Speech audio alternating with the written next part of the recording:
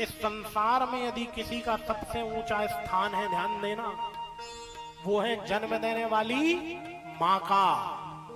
इस संसार में यदि सबसे ऊंचा यदि कोई का स्थान है, वो है जन्म देने वाली मां का।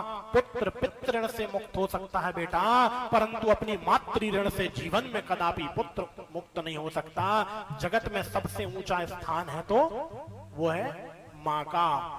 इसका हमें प्रत्यक्ष प्रमाण मिलता है। संसार में सबसे ऊंचा स्थान किसका है? मां का।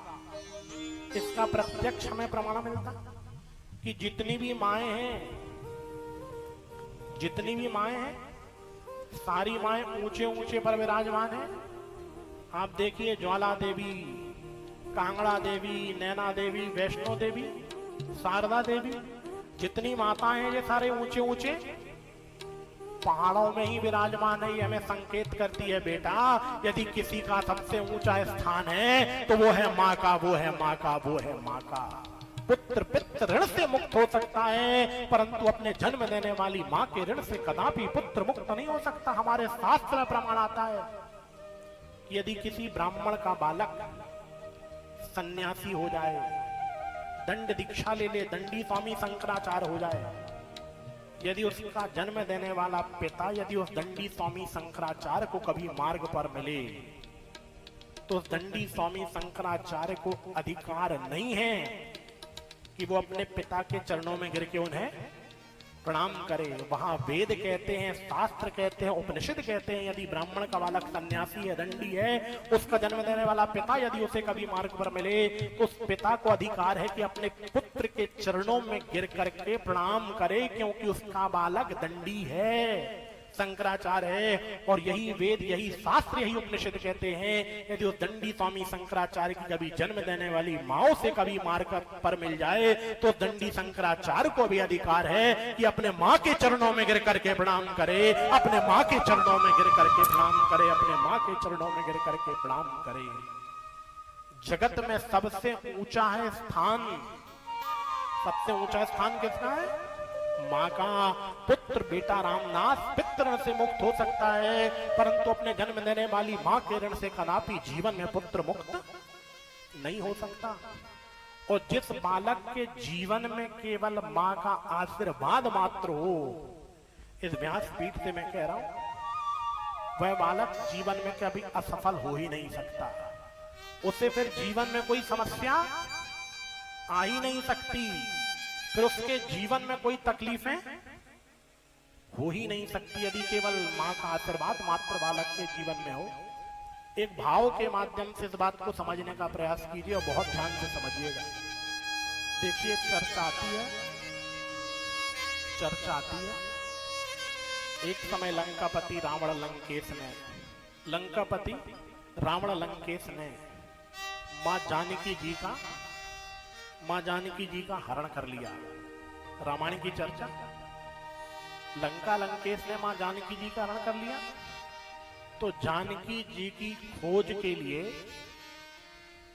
राम जी महाराज ने प्रभु श्री हनुमान जी महाराज को अशोक वाटिका लंका भेजा। जानकी जी की खोज के लिए हनुमान जी महाराज को राम जी ने भेजा। तो हनुमान जी महाराज को आज्ञा दी है राम जी महाराज ने, बेटा तू जानकी जी का पता लेके आ। तो हनुमान जी महाराज लंका गए हैं और जानकी जी का पता लेके राम जी के पास वापस आए। तो जैसे ही हनुमान जी महाराज वापस आए, तो राम जी ने प्रश्न किया, बेटा हनुमान, मैंने तुझे इतनी लंबी यात्रा में भेजा, बेटा तुझे यात्रा में कोई तकलीफ तो नहीं हुई? तुझे यात्रा में कोई कठिनाई तो नहीं हुई, कोई तकलीफ तो नहीं हुई? तो हनुमान जी महाराज ने बहुत सुंदर उत्तर दिया, प्रभु श्री राम, जब मैं यहां से लंका जा रहा था ना, तो जाते समय तो मुझे यात्रा में बहुत कठिनाई हुई, बहुत तकलीफ हुई, क्योंकि आते ही साथ लंकनी मिल गई। फिर ना जाने कितने सारे भूत पिशाच राक्षसों का सामना करते करते बड़ी मुश्किल से, राम कथा में आपने सुना होगा, सुंदरकांड में भी वर्णन आता है, कितनी कठिनाइयों से, बड़ी मुश्किल में, कितने राक्षसों का सामना करके बड़ी मुश्किल से हनुमान जी महाराज अशोक वाटिका तक पहुंचे थे, जानकी जी तक। तो जाते समय तो मुझे यात्रा में बहुत कठिनाई हुई। तो राम जी महाराज ने प्रश्न किया, बेटा हनुमान, क्या तुझे लौटते समय भी कोई कठिनाई हुई? तो हनुमान जी महाराज ने कहा प्रभु जब मैं वापस आ रहा था तो मुझे इतनी भी तकलीफ नहीं हुई।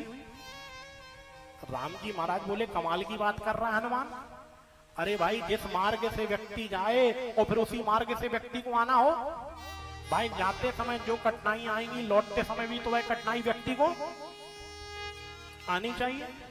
तुझे लौटते समय कठिनाई क्यों नहीं आई? तो हनुमान जी महाराज ने बहुत सुंदर उत्तर दिया, जानते हैं प्रभु श्री राम, जाते समय मुझे क्यों कठिनाई हुई और लौटते समय मुझे क्यों कठिनाई नहीं हुई?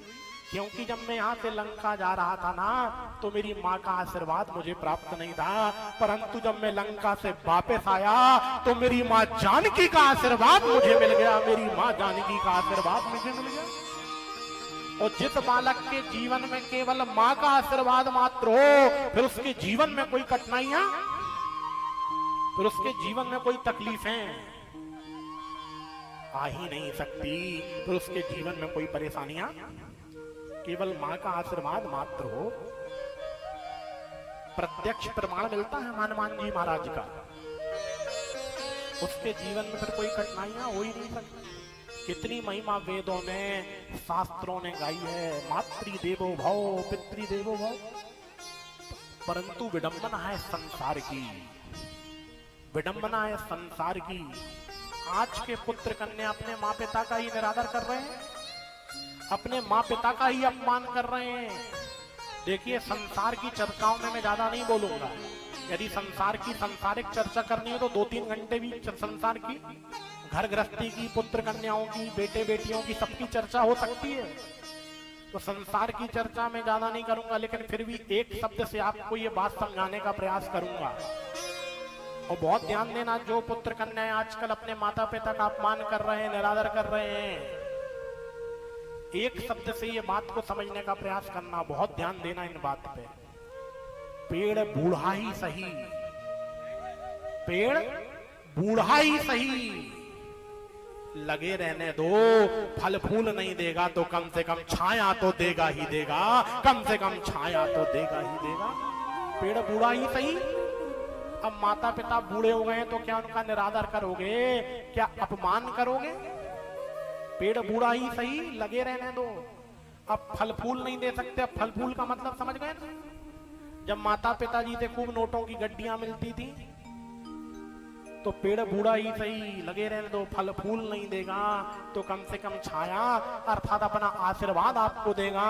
और सच्चे मन से यदि माँ पिता का आशीर्वाद आपको मिल गया तो आपके जीवन का कल्याण हो जाएगा, आपके जीवन का कल्याण हो जाएगा, आपके जीवन का कल्याण हो जाएगा। इस बात को जो आज कल के पुत्र कन्या अपने माता पिता का अपमान कर रहे हैं, निरादर कर रहे हैं, इस बात को समझ लीजिए। पेड़ बूढ़ा ही सही, लगे रहने दो, फल फूल नहीं देगा तो छाया तो देगा ही देगा। कितनी महिमा है वेदों ने गाई है, मातृ देवो भव पितृ देवो भव, कितनी महिमा है। और माँ की दुआ तो जीवन में कभी खाली, अभी हमने सुना ना माँ की महिमा, माँ की कभी दुआ खाली नहीं जाती। एक संत ने बहुत अच्छी बात कही है कि माँ की दुआ कभी खाली नहीं जाती। ये बात भगवान से भी टाली नहीं जाती, माँ की दुआ कभी खाली नहीं जाती, ये बात भगवान से टाली नहीं जाती। 4 बच्चों का पेट बर्तन मांझ के भरती है एक माँ, और 4 बच्चों से एक माँ पाली नहीं जाती, 4 बच्चों से एक माँ पाली नहीं जाती, 4 बच्चों से एक माँ पाली नहीं जाती। मातृ देवो भव पितृ देवो भव। बेटा रामदास, पहले अपनी माँ की सेवा कर, उस माँ की सेवा में तुझे मुक्ति मिलेगी। जब माँ की महिमा रामदास ने श्रवण की, दोनों हाथ जोड़ लिए, गुरुदेव मुझे भी कुछ ऐसा